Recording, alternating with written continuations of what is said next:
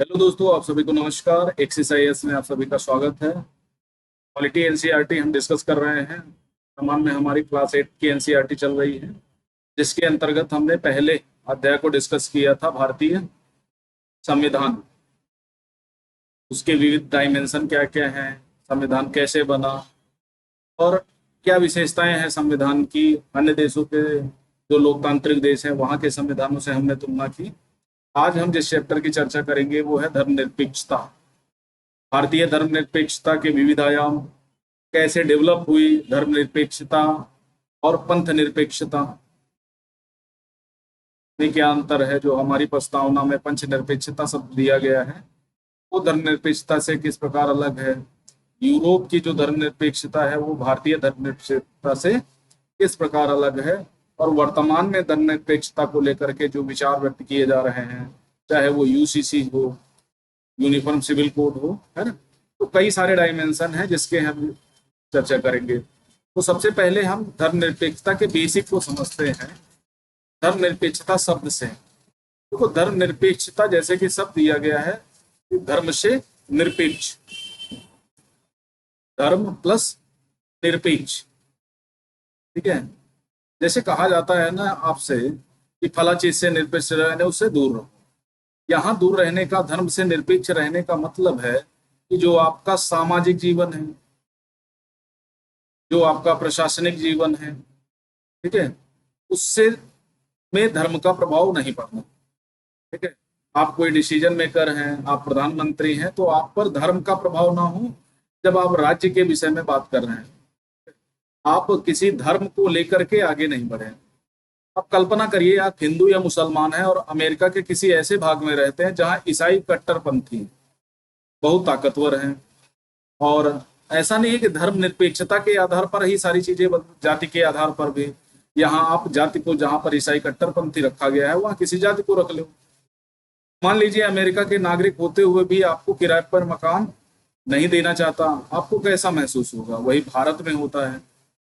अंसारी दंपति की आपने कहानी सुनी होगी। मुसलमान होने के कारण उनको क्या हुआ, उन्हें हिंदू मोहल्ले में कोई मकान नहीं मिला।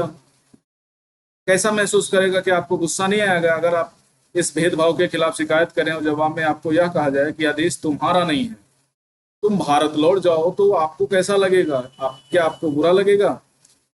आपका यह गुस्सा दूर ले सकता है। एक हो सकता है कि आप प्रतिक्रिया में यह कहें कि जहां हिंदू और मुसलमानों की तादाद ज्यादा है, वहां ईसाइयों के साथ भी इस तरह का बर्ताव होना चाहिए। यह बदला लेने वाली बात है। या फिर आप दूसरी एक राय बना सकते हैं कि सबको इंसाफ मिलना चाहिए। इस सोच के आधार पर संघर्ष का रास्ता चुनकर इस बात के लिए आवाज उठा सकते हैं, धर्म और आस्था के आधार पर किसी से भेदभाव नहीं होना चाहिए। जैसे हमारे आर्टिकल 15, किसी व्यक्ति को धर्म, मूल वंश, जाति, लिंग, जन्म स्थान आदि के आधार पर उसके साथ कोई प्रकार का भेदभाव नहीं किया जाएगा, चाहे वो सार्वजनिक जीवन हो, राजनीतिक जीवन हो, या किसी अन्य प्रकार के जीवन में, चाहे वो सामाजिक प्राणी हो, ठीक है, या किसी आधार पर वो जेल में बंद किया गया हो, तो इस आधार पर उसके साथ भेदभाव नहीं किया जाएगा। सभी को समान अधिकार दिया जाएगा, समान अवसर उपलब्ध किए जाएंगे। आ गई बात समझ में। नहीं होना चाहिए। यह सोच मान्यता पर, इस मान्यता पर आधारित है, धर्म से संबंधित किसी भी तरह का वर्चस्व खत्म होना चाहिए। यही धर्मनिरपेक्षता का मूल मंत्र है। इस अध्याय में हम यही चर्चा करेंगे कि भारतीय संदर्भ में इसका क्या अर्थ है। अब देखो, अगर प्राचीन काल में देखें तो प्राचीन काल में यूरोप में क्या होता था। यूरोप में चर्च, ठीक है, राज्य में स्थापित था।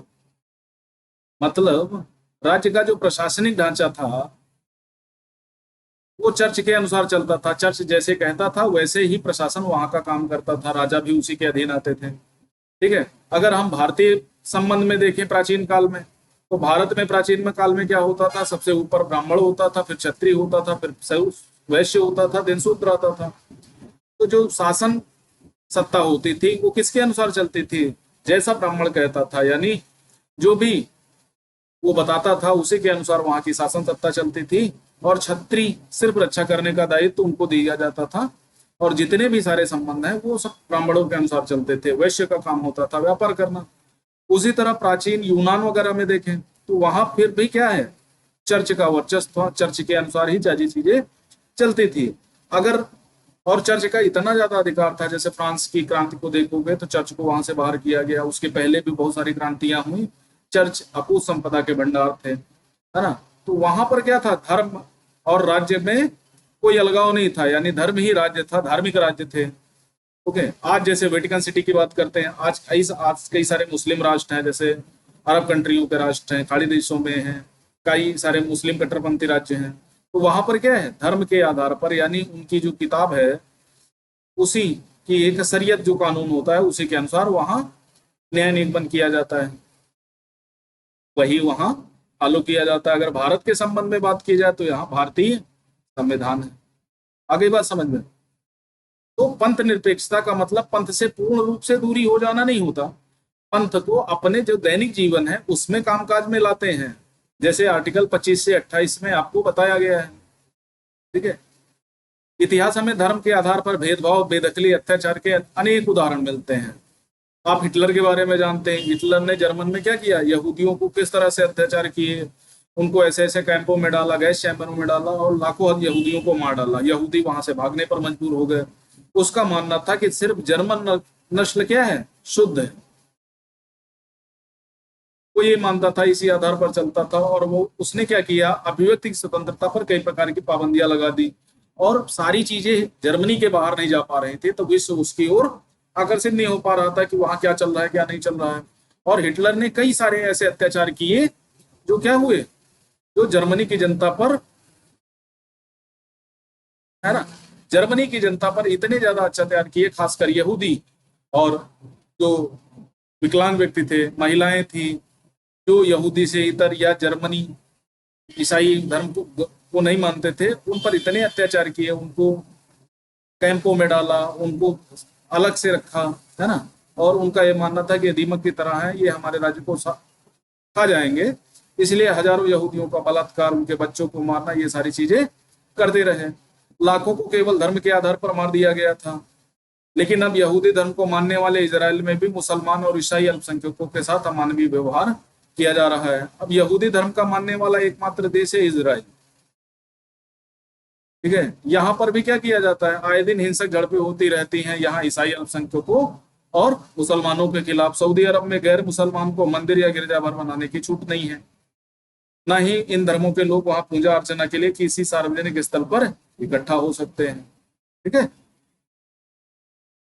इन सभी उदाहरणों में एक धर्म के लोग अन्य धार्मिक समुदायों के लोगों के साथ या तो भेदभाव कर रहे हैं या उनका उत्पीड़न कर रहे हैं। भेदभाव की ऐसी घटनाएं तब ज्यादा बढ़ जाती है जब दूसरे धर्म के स्थान पर राज्य किसी धर्म को अधिकृत मान्यता देता है, यानी क्या हो जाता है, धार्मिक राज्य है मान लिया। ठीक है, और धार्मिक राज्य क्या करता है, अपने धर्म के लोगों को, यानी वहां पर जो वर्चस्वशाली लोग हैं उनको ज्यादा सुविधाएं देने लगता है। और जब ज्यादा सुविधा देगा तो क्या होगा, अन्य धर्म के लोग व्याकुल होंगे। बहुत सारे देशों में ऐसा होता रहता है। जाहिर है कि कोई भी व्यक्ति अपने धर्म की वजह से ना तो भेदभाव का शिकार होना चाहिए और ना ही किसी दूसरे धर्म के का दबदबा झेलना चाहता है। भारत में क्या राज्य के धर्म के आधार पर किसी नागरिक के साथ भेदभाव कर सकता है, तो सीधा सा जवाब होगा नहीं। ठीक है, अब धर्मनिरपेक्षता क्या है, आपने पिछले अध्याय में पढ़ा कि भारतीय संविधान में मौलिक अधिकारों की व्यवस्था की गई है। ये अधिकार न केवल राज्य की सत्ता से हमें बचाते हैं बल्कि बहुमत की निरंकुशता से भी हमारी रक्षा करते हैं। अब देखो, ये राज्य के खिलाफ नकारात्मक चीजें दी गई हैं। ठीक है, ये जो भी अधिकार है हमारे फंडामेंटल राइट्स हैं वो राज्य के खिलाफ दिए गए हैं, 12 से 35। और जो एग्जाम में पूछा जाता है कितने अधिकार हैं, कुल मिला के 6 अधिकार हैं। मूल संविधान में 7 अधिकार थे, संपत्ति के अधिकारों को हटा दिया गया और ये भाग 3 के अंतर्गत है। बात समझ में आ गई। तो वहां पर ये पिछले अध्याय में हमने बताया था आपको कि जब बहुमत निरंकुश हो जाएगा तो क्या करेगा, उसके खिलाफ अविश्वास प्रस्ताव आ सकता है। जैसे वर्तमान सरकार के खिलाफ विपक्ष क्या है, अविश्वास प्रस्ताव लेकर आ रहा है। भारतीय संविधान में सभी को अपने धार्मिक विश्वासों, तौर तरीकों को अपनाने की पूरी छूट देता है। आर्टिकल 25 से 28 आप देख सकते हैं। इस सबके लिए धार्मिक स्वतंत्रता के विचार को ध्यान में रखते हुए भारतीय राज्य ने धर्म और राज्य की शक्ति को एक दूसरे से अलग रखने की रणनीति अपनाई है। ठीक है, राज्य को, धर्म को राज्य से अलग रखने की इसी अवधारणा को धर्मनिरपेक्षता कहा जाता है। कि राज्य का ढांचा जो होगा, बहुत सारे ऐसे राज्य हैं जहां पर किसी धर्म को, जैसे नेपाल, वर्तमान नेपाल की बात करें तो नेपाल क्या है, हिंदू राष्ट्र है। भारत क्या है, धर्म से पूर्णतः अलग है, निरपेक्ष है, यानी राज्य का कोई विशेष धर्म नहीं है। जब कोई किसी राज्य का, जैसे आपका कोई धर्म नहीं होता, जब आप किसी धर्म को नहीं मानते तो आप क्या कहलाते हैं, धर्मनिरपेक्ष कहलाते हैं, यानी आपका कोई धर्म नहीं है। उसी तरह राज्य का जब कोई धर्म ना हो, घोषित धर्म ना हो, संविधान में लिखित धर्म ना हो, तो उसे क्या बोलते हैं, धर्मनिरपेक्ष राज्य। और पंथ निरपेक्ष का मतलब होता है कि एक नकारात्मक अवधारणा है कि यानी इसको क्या किया जाता है कि इसको अलगाव माना जाता है, धर्म से अलगाव। लेकिन भारत के संदर्भ में इस शब्द का प्रयोग किया गया है और इस शब्द का भी प्रयोग किया गया है, दोनों को समानार्थी शब्द माना गया है। आपकी आई होप आपके समझ में आ रहा होगा कि भारत के संबंध में धर्मनिरपेक्षता और पंथ निरपेक्षता को समानार्थी शब्द माना गया है। अगर हम धर्मनिरपेक्षता की बात करें तो धर्मनिरपेक्षता की कई अवधारणाएं प्रचलित हैं। जैसे अभी सऊदी अरब का एग्जाम्पल पढ़ा कि वहां गैर धार्मिक लोगों को सार्वजनिक स्थानों पे पूजा करने का कोई अधिकार नहीं है। उसी तरह फ्रांस में क्या है, फ्रांस में भी चाहे वो ईसाई धर्म का हो, सिख हो, हिंदू हो, मुसलमान हो, किसी को भी सार्वजनिक स्थानों पर, चाहे स्कूल हो, कॉलेज हो, है ना, इवन मदरसा, वहां मंदिर, गिरजाघर, इन सभी धार्मिक स्थानों को सार्वजनिक स्थानों पे आने से रोकता है। यानी ये क्या करता है, धर्म से पूरी तरह तटस्थ है। ठीक है, किसी भी मामले में ना तो धार्मिक कोई चिट्ठी होता है, ना कोई सार्वजनिक रूप से धार्मिक त्योहार होगा। यानी राज्य क्या है, नकारात्मक अवधारणा को फॉलो करता है। नकारात्मक मीन्स राज्य का कोई भी कर्तव्य धर्म के खिलाफ नहीं है, वो धर्म को किसी भी प्रकार से छूट नहीं देता है। ठीक है, तो ये सारी चीजें हैं। वहां पर पगड़ी भी उतरवा दी जाती है, बुर्का के लिए भी प्रतिबंध लगा दिया गया है, दाढ़ी रखने पर भी, यानी सार्वजनिक स्थानों पे आपको दाढ़ी रखने से भी छूट नहीं है। तो इसी तरह कई ऐसे देश हैं। अब भारत के अगर संबंध में बात करें तो भारत एक सकारात्मक अवधारणा को फॉलो करता है, यानी धर्मनिरपेक्षता की सकारात्मक अवधारणा। इसका मतलब क्या है, भारत धर्म के मामले में व्यापक हस्तक्षेप करता है। कब, जब धर्म अतिक्रमण करने लगता है, कोई भी धर्म अतिक्रमण लगता है। जैसे अभी यूसीसी की बात चल रही है, यूनिफॉर्म सिविल कोड, यानी समान नागरिक संहिता की बात चल रही है कि इसका मतलब क्या है कि आपका धर्म चाहे जो भी हो, लेकिन जो संविधान होगा, जो नियम कानून होंगे, वो सभी धर्मों के लिए एक समान होंगे। अभी जैसे तलाक, शादी, विवाह क्या होते हैं, जो ज्यादातर सिविल मैटर हैं, उनमें अपने अपने धर्म के हिसाब से लोग काम करते हैं। यूसीसी आने के बाद आपको एक समान कानून के आधार पर क्या होगा, चलना पड़ेगा। और जैसे ही यूसीसी आएगा तो माना जा सकता है कि धर्मनिरपेक्षता की ओर हमने एक और कदम बढ़ा दिया है। बात समझ में आ गई? जहां पर दिक्कत हो तो आप मैसेज कर सकते हैं, कमेंट कर सकते हैं। अगली बात जो आती है कि धर्मनिरपेक्षता की एक ऐसी अवधारणा होती है जहां धर्म एकदम राज्य कोई हस्तक्षेप नहीं करता। अगर भारत के संबंध में देखें तो भारत क्या करता है, हज जाने वालों को भी सब्सिडी देता है, और जो लोग अमरनाथ की यात्रा करते हैं उनको भी व्यवस्था करता है। राज्य कुंभ मेले का भी आयोजन कराता है, और जब कभी मुस्लिम या ईसाई धर्म के लोगों का त्योहार होता है तो वहां भी पूरी व्यवस्था पुलिस के माध्यम से कराता है, किसी प्रकार का कोई विभेद ना होने पाए। धर्म को राज्य से अलग रखना क्यों महत्वपूर्ण है, अब ये बात समझते हैं। देखो, एक सिंपल सी बात है कि अगर मान लिया हिंदू इतने 80% है, बाकी 20% में सभी लोग हैं, अगर धर्मनिरपेक्ष नहीं होगा, जैसे हिंदू राष्ट्र की बहुत सारे लोग मांग करते हैं, लेकिन ऐसा संभव नहीं है। ठीक है, वो सब रटते रहे। तो अगर मान लिया हिंदू बहुसंख्यक है और ये अपनी सरकार बना लेता है और सारी चीजें वही करता है, मंदिर जहां निर्माण करना चाहे वहां कर देता है, मंदिरों को तोड़ने लगता है बिना किसी नियम कानून के, तो ये क्या है, ये अराजकता की स्थिति बन जाती है। तो धर्मनिरपेक्ष होने का मतलब है कि हमें सभी धर्मों को समान समझना चाहिए, सर्वधर्म संभाव वाली राह पर चलना चाहिए। ठीक है, जनरली क्या होता है, सब लोग अपने अपने धर्म को बेहतर बताते हैं। आप टिकटॉक पे देखें, है ना, आप भी ऐसा करते होंगे, तो आप अपने धर्म को क्या बताते हैं कि हमारा ही धर्म सबसे बेहतर है, और मुस्लिम ऐसे हैं, मुस्लिम वैसे हैं। मुस्लिम वाले लोग आपको कहते हैं कि हिंदू ऐसे हैं, हिंदू ऐसे हैं, ईसाई ऐसे हैं। तो ये सारी चीजें चलती रहती हैं। लेकिन सत्य ये है कि सभी लोगों को ऊपर चढ़ना है या बराबर पे बैठना है, तो कुछ लोग जब बराबर पे नहीं पहुंच पाते तो वो क्या करते हैं, दूसरे की कुर्सी के पैर तोड़ देते हैं। और जबकि दूसरा रास्ता ये है कि अपनी कुर्सी को ऊपर बढ़ा लिया जाए या उसके नीचे पत्थर लगा दिए जाए तो बराबरी का मौका मिल जाएगा। लेकिन समस्या यही है कि हम दूसरे वाले रास्ते पे चलते हैं, हम एक समझौतावादी रुख अपनाते ही नहीं, हम लड़ाई झगड़े है ना, हिंसा के माध्यम से आगे बढ़ते हैं। और हिंसा का रास्ता ऐसा होता है कि हम कोई भी ऐसा कदम उठा सकते हैं। हाल ही में मणिपुर की घटना, राजस्थान की घटना, झारखंड छत्तीसगढ़ की घटना, मध्य प्रदेश में भी ऐसा ही कुछ हुआ है। तो ये सारे घटनाक्रम आपको क्या बताते हैं, ये बताते हैं कि नहीं, हम कोई भी रास्ता अख्तियार करने के लिए तैयार हैं, चाहे उसके नियम कानून कोई भी हो, जबकि ऐसा सही नहीं है। अबे आपको क्या करना चाहिए, कानून के अनुसार, शासन के अनुसार काम करना चाहिए। बात समझ में आ गई। जैसी पीछे चर्चा की गई है, धर्मनिरपेक्षता सबसे महत्वपूर्ण पहलू धर्म को राज सत्ता से अलग करना है। ठीक है, राज्य का काम धर्म के आधार पर नहीं होना चाहिए। ओके, और धर्म का काम राज्य के सत्ता में हस्तक्षेप नहीं करना चाहिए। जैसे बहुत सारे लोग गांधी जी को कोट करते हैं कि गांधी जी ने कहा था कि धर्म के मामले में अगर राजनीति का धर्म अगर लोग पालन नहीं करते तो उसे मृतदेह के समान मान लेना चाहिए, ऐसा समथिंग कोट कहा था।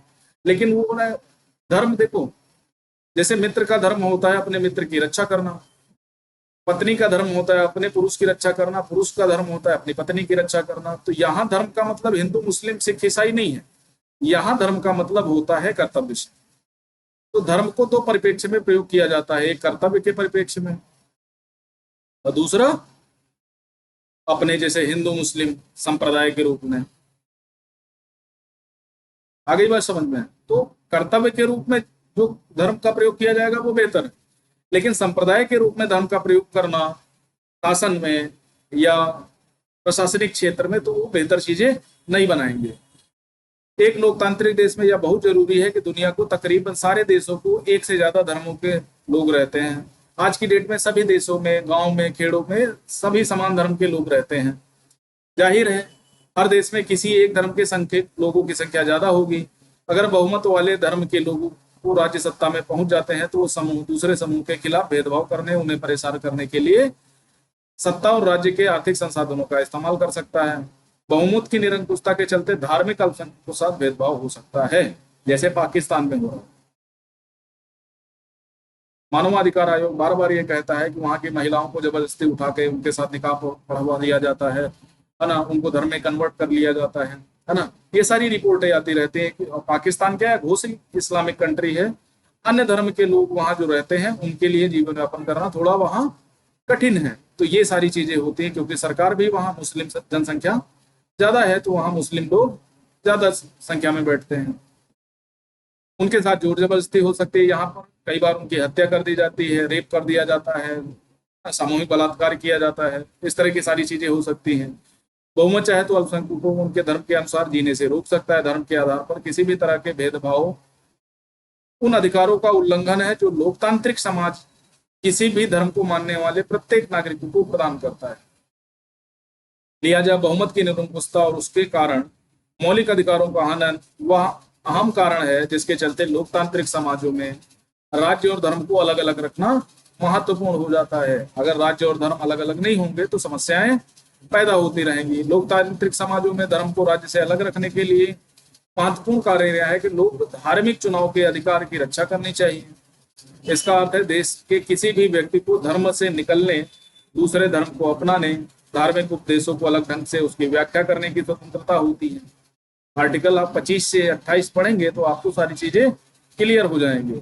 हमारी क्लास यूट्यूब चैनल पे पड़ी है, उसको आप जा करके देख सकते हैं तो आपको ये चैप्टर और अच्छे ढंग से समझ में आ जाएगा। सभी को अंतःकरण से अपने धर्म को मानने, उसके अनुसार आचरण करने, उसके चिन्हों को धारण करने और उसका प्रचार प्रसार करने की छूट होती है, लेकिन उसके सकारात्मक अर्थों में। अगर नकारात्मक अर्थों में किसी को जबरदस्ती कन्वर्ट करना चाहते हैं, लोग लालच के कारण कन्वर्ट करना चाहते हैं, तो आपको जेल जाना पड़ेगा। आगे बात समझ में। आइए इस बात को और अच्छी तरह समझने के लिए छुआछूत की प्रथा पर विचार करें। संभव है आपको हिंदुओं के बीच यह प्रथा प्रचलित होगी, छुआछूत की प्रथा। ठीक है, जो आर्टिकल 17 अस्पृश्यता के अंत की बात करता है, ये वही प्रथा की बात की गई है कि राज्य की सत्ता ऐसे हिंदुओं के हाथ में है जो छुआछूत को सही मानते हैं। तो क्या आप आसानी से इस प्रथा को बदल पाएंगे? बिल्कुल नहीं बदल पाएंगे। ठीक है, अगर वो लोग मानने वाले हैं, वैसे भी बड़ा बड़ा सारा जो है असमानता फैली हुई भारत के संबंध में, भारतीय समाज में, अभी उसको दूर करना बाकी है। अगर ऐसी चीजें अगर आपके माइंड सेट को खराब करेंगे तो क्या होगा? आप सही से काम नहीं कर पाएंगे और कभी आप तटस्थ नहीं रह पाएंगे। आप प्रभुत्वशाली धार्मिक समुदाय के सदस्य हैं, तो भी आपके अपने समुदाय के ही दूसरे लोगों की ओर भारी विरोध का सामना करना पड़ सकता है। राज्य सत्ता पर नियंत्रण रखने वाले ऐसे सदस्य कहेंगे कि हिंदुत्व की केवल व्याख्या होती है, उसकी कोई व्याख्या करने का तुम्हें अधिकार नहीं है। भाई ये भी मानने लगेंगे। अब देखो, मंदिर, मस्जिद, गुरुद्वारा, है ना, कोड, हम सब साथ साथ है का नारा दिया जाता है। भारतीय धर्मनिरपेक्षता के बारे में देखते हैं।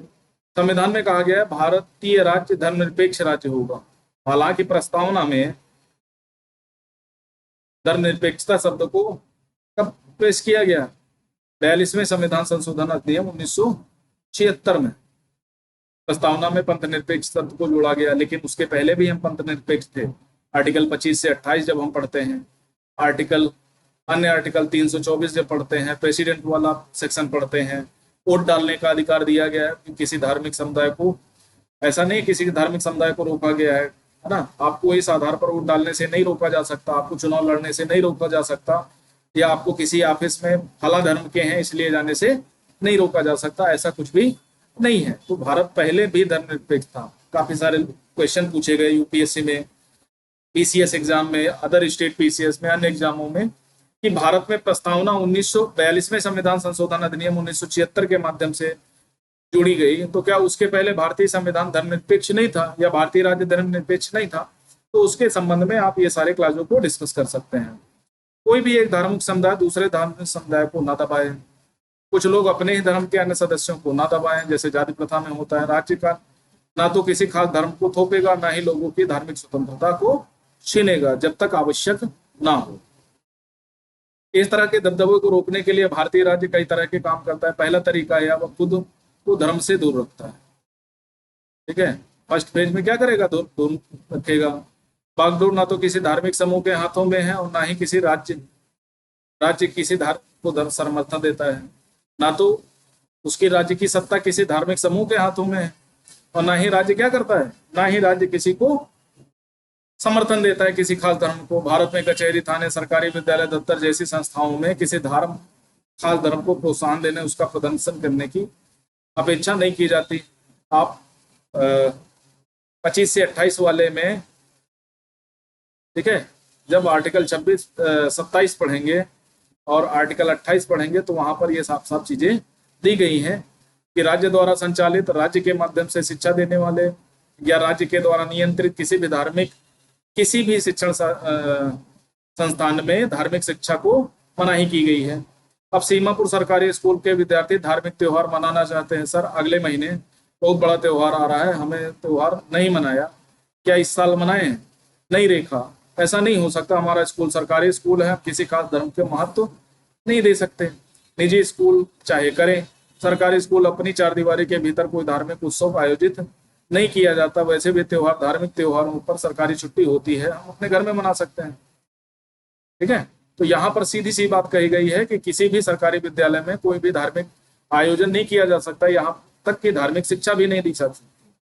तो इस चित्रपट के माध्यम से आपको सारी चीजें बताई गई हैं। धार्मिक वर्चस्व को रोकने के लिए भारतीय धर्मनिरपेक्षता का दूसरा तरीका हस्तक्षेप की नीति, यानी हस्तक्षेप न करना। इसका मतलब है सभी धर्मों की भावनाओं का सम्मान करने, धार्मिक क्रियाकलापों में दखल न करने के लिए राज्य कुछ धार्मिक समुदायों को विशेष छूट देता है। ठीक है, जैसे सिख धर्म के व्यक्ति को हेलमेट नहीं पहनना पड़ता। क्यों नहीं पहनना पड़ता? क्योंकि हेलमेट पहनने से सर का नुकसान बच जाता है। मान लिया आपका एक्सीडेंट हो गया, आपने हेलमेट पहना था, तो सर आपका फूटने से बच जाएगा। लेकिन सिख धर्म में पगड़ी ही इतनी मजबूत होती है कि वहां हेलमेट की जरूरत नहीं पड़ती, तो आपका सर बचा रहेगा। बात समझ में आ गई? तो उनको ये एक अधिकार दिया गया है उनके धर्म के आधार पर कि वो अगर पगड़ी पहने हैं तो उसके ऊपर हेलमेट नहीं लगाएं। और इतने बड़े हेलमेट आते भी नहीं है, एक कॉमन सेंस की बात है जिसे आपको समझना चाहिए।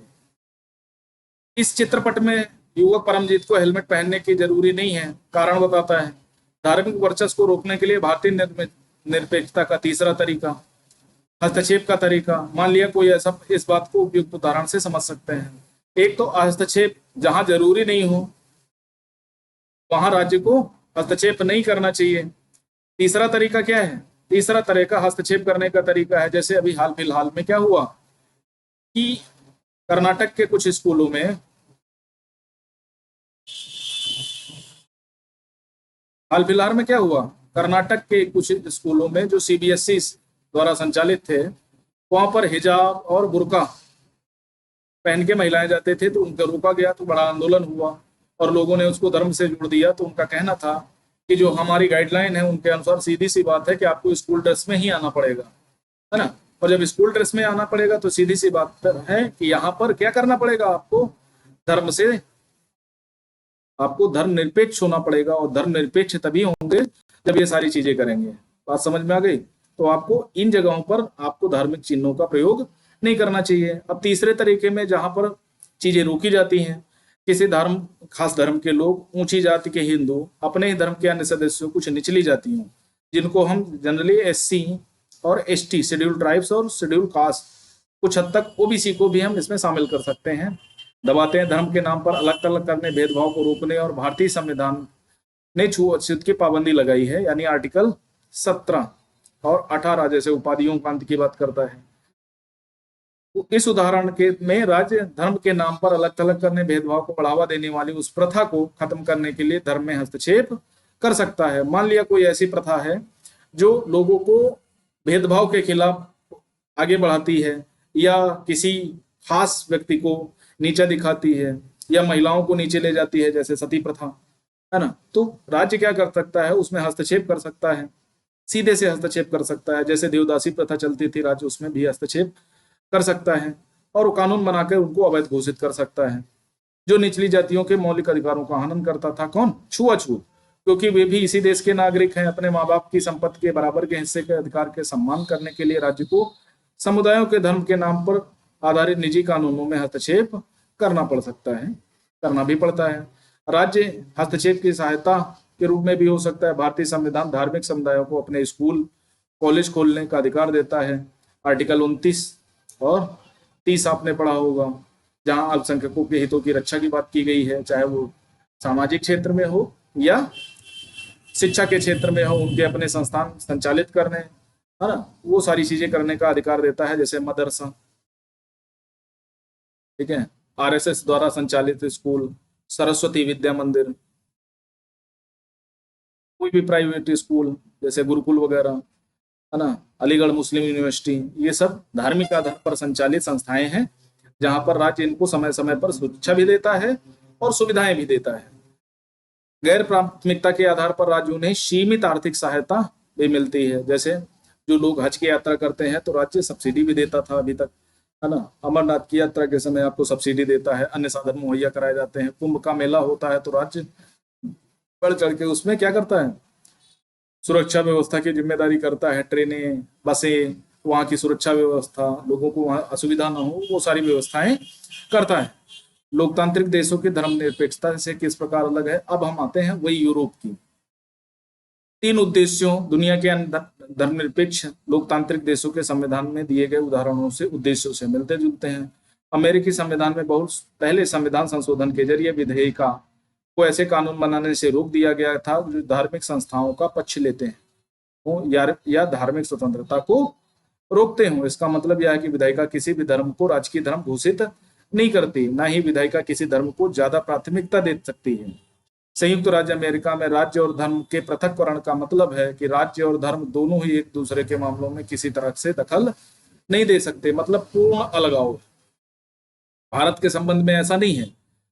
शायद आप समझ गए होंगे कि भारतीय धर्मनिरपेक्षता और अमेरिकी धर्मनिरपेक्षता के मध्य क्या है, आम फर्क है, यानी एक मूलभूत अंतर है। ऐसा इसलिए है कि अमेरिकी धर्मनिरपेक्षता में धर्म और राज्य के बीच स्पष्ट अलगाव है, जबकि भारतीय धर्मनिरपेक्षता में राज्य धार्मिक मामलों में हस्तक्षेप करने की छूट दी गई हो, चाहे वो हस्तक्षेप के माध्यम से हो या हस्तक्षेप के माध्यम से हो या सुविधाओं के माध्यम से हो। आप पढ़ चुके हैं किस तरह भारतीय संविधान या भारतीय राज्य कैसे कैसे उनको छूट दे सकता है। छुआछूत खत्म करने के लिए हिंदू धार्मिक क्रियाकलापों में हस्तक्षेप किया गया। धर्मनिरपेक्षता से राज्य धर्म से अलग तो है, लेकिन धर्म से उसका फासला सैद्धांतिक है, ना कि कार्यात्मक। अगर वो देखेगा कि आपकी कोई ऐसी घटना हो रही है आपके धर्म के कारण, तो वो आपको रोक सकता है, खासकर आपकी लुक, व्यवस्था, सदाचार, बंधुत्व और स्वास्थ्य के आधार पर ये प्रतिबंध लगा सकती है कि इस आधारों पर आपको इन सारे चीजों से रोका जा सकता है। जैसे मान लिया आपको कोई आयोजन करना है और आयोजन में पता लगता है कि नहीं, काफी लोगों को नुकसान होने की संभावना है, तो उस आयोजन को रोका जा सकता है आराम से। राज्य उस पर प्रतिबंध लगा सकता है, आप उसमें कुछ नहीं कर सकते। इसका मतलब यह है कि संविधान में दिए गए आदर्शों के आधार पर राज्य किसी भी धर्म के मामलों में हस्तक्षेप कर सकता है। ये आदर्श वही कसौटी मुहैया कराते हैं जिसके जरिए इस बारे में फैसला किया जा सकता है कि हमारा राज्य धर्मनिरपेक्ष सिद्धांतों के अनुरूप काम कर रहा है अथवा नहीं। भारतीय राज्य धर्मनिरपेक्ष है, धर्म वर्चस्व को रोकने के लिए कई तरह के काम करता है। संविधान में अपने नागरिकों को मौलिक अधिकारों से आश्वासन देता है। आर्टिकल 25 से 28 के लोगों को उनके धार्मिक आजादी से नहीं रोका जा सकता है ना, और कई ऐसी सारी चीजें कर सकता है। अब फ्रांस का एक उदाहरण दे सकते हैं। 2004 में फ्रांस में कानून बनाया, कोई भी विद्यार्थी इस्लामी बुर्का, यहूदी टोपी, बड़े बड़े ईसाई क्रास जैसे धार्मिक अथवा राजनीतिक चिन्हों, प्रतीकों को धारण करके स्कूल में नहीं जाएगा। ठीक है। फ्रांस में जो एनआरआई रहते हैं, प्रवासी रहते हैं, उन्होंने इस कानून का काफी विरोध किया। वे मुख्यतः अल्जीरिया, ट्यूनीशिया, मोरक्को आदि से आए थे, जो पहले फ्रांस के उपनिवेश थे। 1960 के दशक में फ्रांस में मजदूरों की कमी हो गई थी। इस समय इन प्रवासियों को फ्रांस में आकर काम करने के लिए वीजा यानी प्रवेश पत्र दिए गए थे। अप्रवासियों की बेटियां स्कूल में अक्सर सिर पर रुमाल बांध कर जाती हैं, हिजाब कह सकते हो, लेकिन कानून के द्वारा उन्हें सिर पर रुमाल बांधने के कारण स्कूल से निकाल दिया गया। और भी बहुत सारी चीजें हुई। तो ये सारी चीजें हैं। तो आपको धर्मनिरपेक्षता ठीक से समझना है और अपने व्यक्तिगत जीवन में तो धर्म का पालन कर सकते हैं आप, लेकिन आपका जो सामाजिक जीवन है उसमें धर्म को लेकर के आपको बहुत ज्यादा मतलब व्याग्र नहीं होना है कि नहीं हमारा ही धर्म सबसे बेहतर है। आप सभी धर्मों में एक समान बातें हैं, तरीके अलग अलग लिखे गए हैं। सभी शांति की बात करते हैं, सभी ईमानदारी की बात करते हैं, सभी अहिंसा की बात करते हैं, चाहे जैन हो, ईसाई हो, मुस्लिम धर्म ग्रंथ हो, हिंदू धर्म ग्रंथ हो, है ना, ईसाई धर्म ग्रंथ हो, सभी में शांति, सद्भाव, बंधुत्व, ये सारी चीजें दी गई हैं। लेकिन उनकी व्याख्या इतनी गलत की जा चुकी है कि वो सारी चीजें अब क्लैश में हैं। जैसे मुस्लिम जो पाकिस्तान के हैं उनको लगता है कि नहीं, जो हम लोग हैं वो क्या हैं, उनके लिए दूसरे टाइप के लोग हैं, उन्हें हम मार सकते हैं, हिंसा कर सकते हैं, और आतंकवाद का रास्ता वो चुनते हैं। ठीक है। जिहाद का नारा देते हैं, जिहाद के माध्यम से जो अन्य धर्म के लोग हैं उनको समाप्त करना। आईएसएस, आईएसआईएस, ये भी यही काम करती हैं। इंडियन मुजाहिदीन,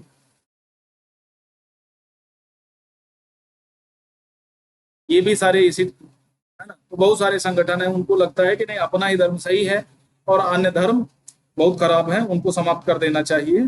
तो ऐसी ऐसी चीजें, भ्रांतियां हमारे दिमाग में हैं। लेकिन हम धर्म की जब सही व्याख्या करेंगे तो हमारी समझ में आता है कि कोई भी धर्म आपस में लड़ना नहीं सिखाता, भाईचारे के साथ रहना सिखाता है।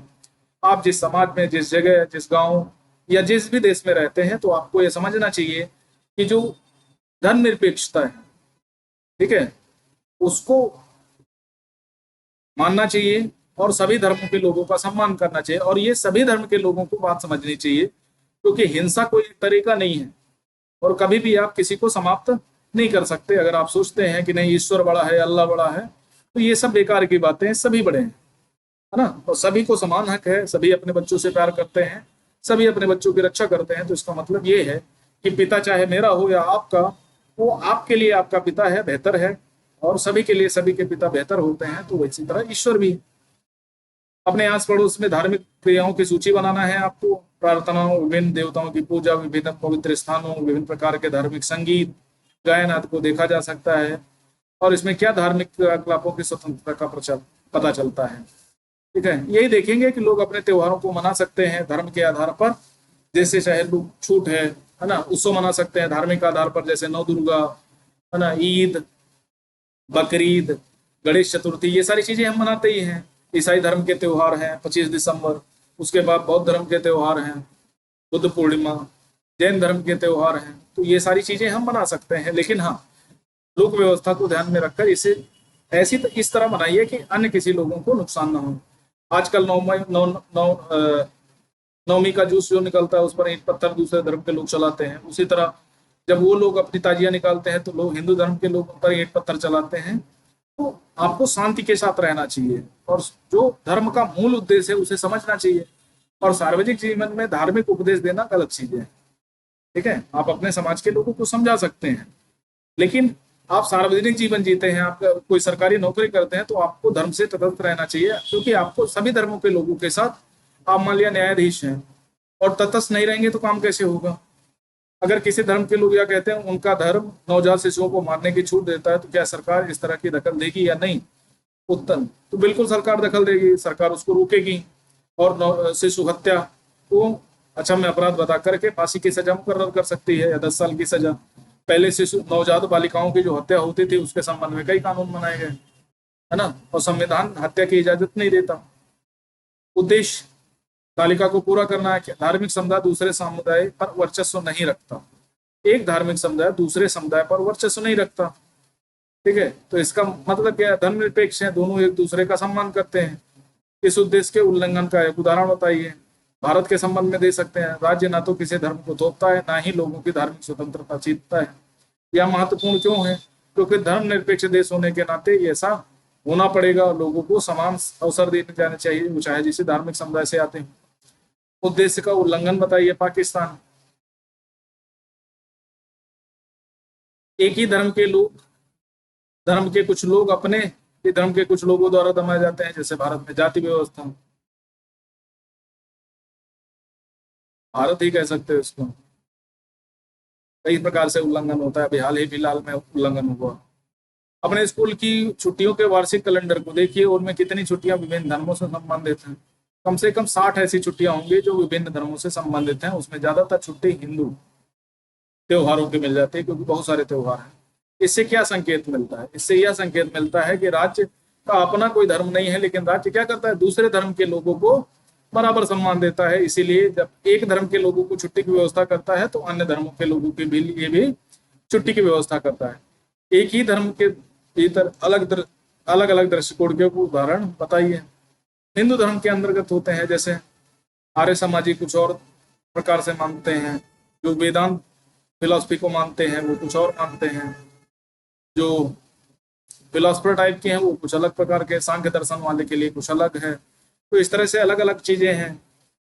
भारतीय राज्य धर्म से फासला भी रखता है, उसका हस्तक्षेप भी करता है। यह समझाने वाला विचार लग सकता है, इस पर कक्षा में एक बार चर्चा करना है। ये सारी चीजें बच्चों के लिए दी गई हैं, तो इनको आपको समझना है और इस पोस्टर को समझना है। पोस्टर क्या रेखांकित करता है? ठीक है, शांति कभी न खत्म होने वाली प्रक्रिया है, तो इसको आपको समझना है। जैसे जोर जबरदस्ती, जोर जबरदस्ती का मतलब किसी को अवैध तरीके से काम करने के लिए मजबूर करना। व्याख्या की स्वतंत्रता, कोई भी व्यक्ति हो, अगर आप कोई बात बोल सकते हैं तो उसकी व्याख्या करने की स्वतंत्रता, अपने धर्म की चीजों को समझाने की स्वतंत्रता। ठीक है, तो वो सारी चीजें आप कर सकते हैं। हर एक व्यक्ति को अपने धर्म की समझ और खुद तय कर सकता है, उसे किसी जरूरत नहीं होती। हस्तक्षेप प्रस्तुत अध्याय में इसका मतलब है कि संविधान के सिद्धांतों के अनुरूप किसी मामले को प्रभावित करने के लिए राज्य की ओर से किया जाने वाला प्रयास। तो ये है आपका धर्मनिरपेक्षता। आशा है आपको चैप्टर अच्छा लगा होगा। जो एनालिसिस, जो डिस्कशन हमने किया वो भी आपकी समझ में आया होगा। तो इन चीजों को बेहतर तरीके से समझिए। और भी डायमेंशन है जो अगली क्लासों में हम डिस्कस करेंगे, और भी कई एग्जाम्पल दिए जा सकते हैं। ठीक है, तो वो सारी चीजें कैसे समझनी है वो हम आगे वाली क्लासों में चर्चा करेंगे।